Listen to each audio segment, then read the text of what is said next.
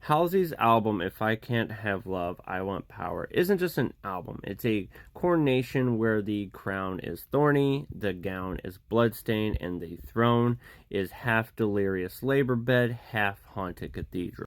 Produced by Trent Reznor and Atticus Ross, this record is Halsey throwing open the church doors and declaring motherhood is terrifying, womanhood is political, and I will not whisper about either. Musically, it's the most ambitious thing Halsey has done so far.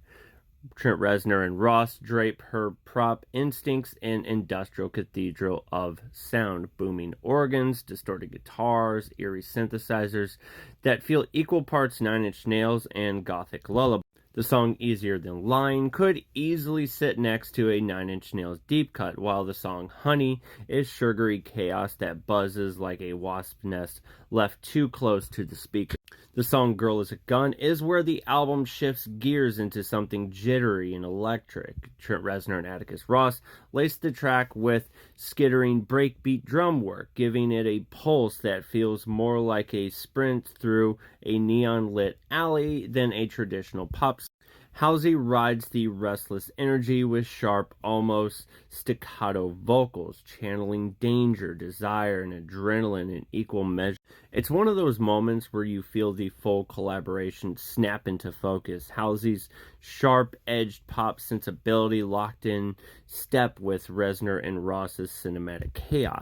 But the heart of the album isn't just the production flex, it's the themes, with songs like Bells in Santa Fe and 1121 treat pregnancy not as like this sort of Instagrammable bliss, but as raw, frightening transformation.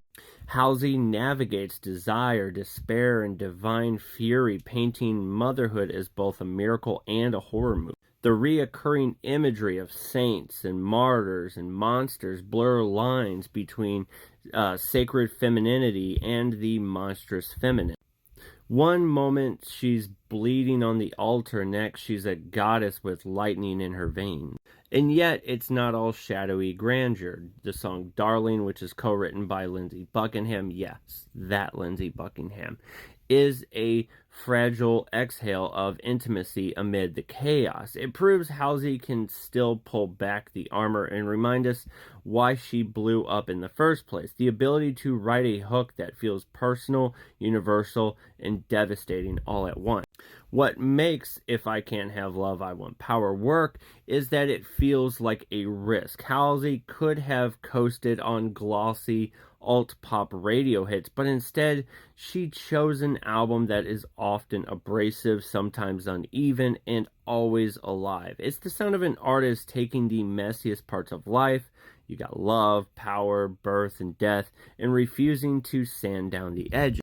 So in short, it's Halsey's masterpiece so far, an album that marries pop stardom with industrial gloom, vulnerability with rage, and turns the story into creating life into something operatic, unsettling, and defiantly human. So if you haven't listened to this album, it's one of my I think this was my favorite album of 2021. So if you haven't listened to it, dude, you're missing out. Check it out.